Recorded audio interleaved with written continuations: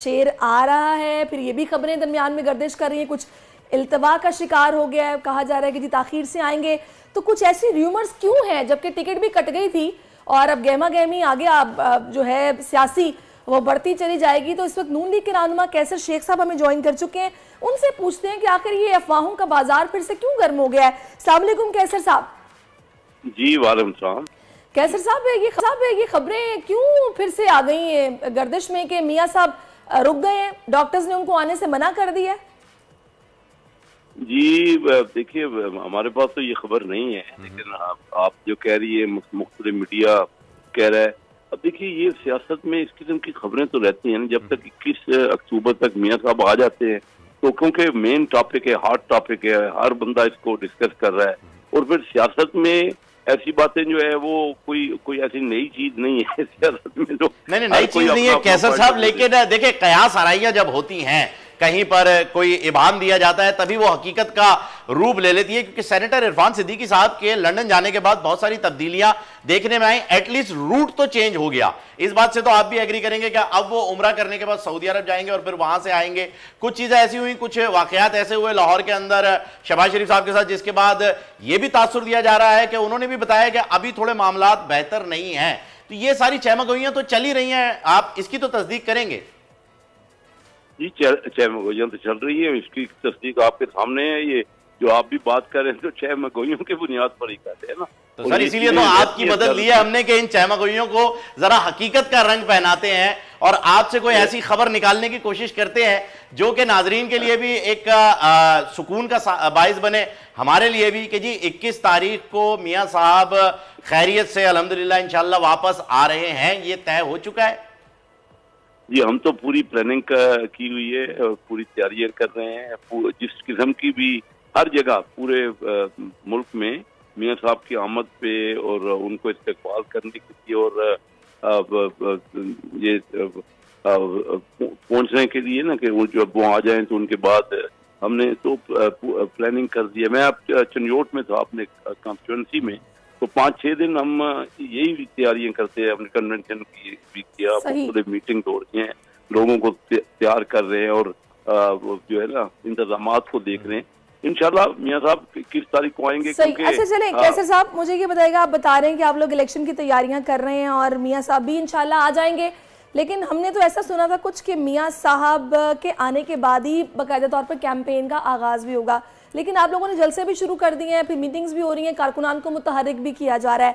बयानिया क्या है इस दफा आप लोगों का? जी बयानिया हमारा बड़ा वाज़े है, बयानिया वाज़े है। हम कहते हैं कि मियां नवाज शरीफ साहब की हुकूमत 2017 में की, उस वक्त तक पाकिस्तान के मामलात बहुत बेहतर थे। अब पिछले 6 सालों में जो हुई, जो गिरावट हुई, यानी हमारी दुनिया की 24वीं इकानमी 47 नंबर पे आ गई।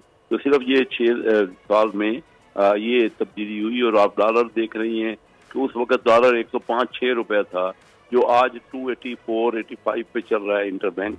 तो आप अंदाजा कीजिए इसी तरह चीजों की महंगाई जो है, महंगाई बिल्कुल कैसर साहब है, लेकिन पता है आपको इस बयानिए पर भी जो थोड़ी सी कंट्रोवर्सी क्रिएट हुई कि पहले मियां साहब का एक स्टेटमेंट बड़ा वो गर्म किस्म का आया था, उसके बाद फिर कुछ उसमें तब्दीली भी हुई। अच्छा, अब ये जो एक डील का तासुर बिला वजह दिया जा रहा है, मैं चाहूंगी जरा इस पर आप अपनी राय दीजिएगा। इस तासुर को नून लीग को खत्म करना पड़ेगा या फिर ऐसी बातें होती हैं और खत्म हो जाती हैं खुद ही?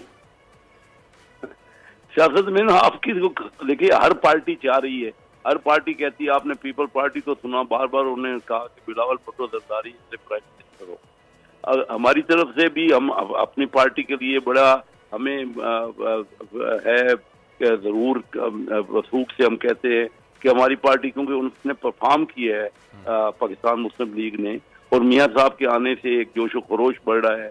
कुछ बहुत अरसे से मियां साहब नहीं थे, उनके लोग उनके एक बड़े हरदल अजीज लीडर है। आज भी पाकिस्तान के सबसे कामयाब और सबसे जिन्होंने अच्छे रिजल्ट दिए, 3 बार पाकिस्तान के प्राइम मिनिस्टर रहे हैं। तो ये क्या सराइयां भी अपनी जगह पे रहेंगी। और फिर हमारा पॉइंट ऑफ व्यू, लोग अगर ये इसका ना कि अगर ये इम्प्रेशन अब से बन गया है कि पाकिस्तान नजदीक हुकूमत में आ रही है, तो लोगों ने तो इसको निगेट नहीं किया ना। इम्प्रेशन ही बनता है ना लोगों के साथ, पॉलिटिक्स तो लोगों के साथ है ना, तो इम्प्रेशन है तो लोग उसको इंडोर्स कर रहे हैं ना।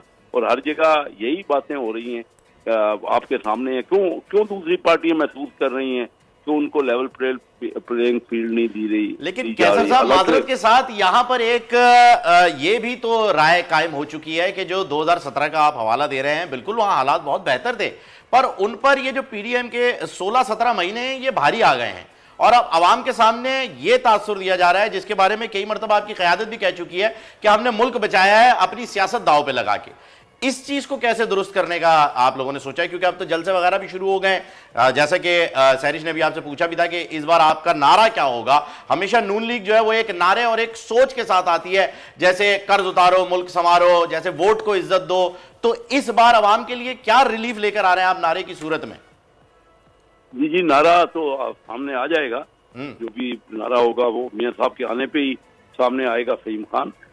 और दूसरी बात आपने जो ये कहा कि 16 महीने की बात, जिसमें बिल्कुल दुरुस्त बात है कि 16 महीने में जो हम तो सिर्फ डिफॉल्ट के बचाने में लगे थे, क्योंकि जो छोड़ा जिस तरीके का 16 महीने पहले, यानी 12 मई 2022 को मेरी एक तकरीर है तफसील से कौमी असम्बली में, जिसमें मैंने कहा कि पाकिस्तान की मईशत वेंटिलेटर पे है। सबसे चले पहले जी, तो सभी मुंतजिर हैं कि मियां साहब आए और ये वेंटिलेटर हटाएं, क्योंकि वेंटिलेटर पर तो अब भी है। बहुत शुक्रिया आपका कैसर शेख साहब, आप हमारे साथ मौजूद रहे। बिल्कुल। और नाजरीन लेने जा रहे हैं एक वक्फा, क्योंकि वक्फा जरूरी है। मिलते हैं एक छोटे से ब्रेक के बाद, कहीं जाइएगा नहीं, दुनिया बोल है में आपका इंतजार रहेगा।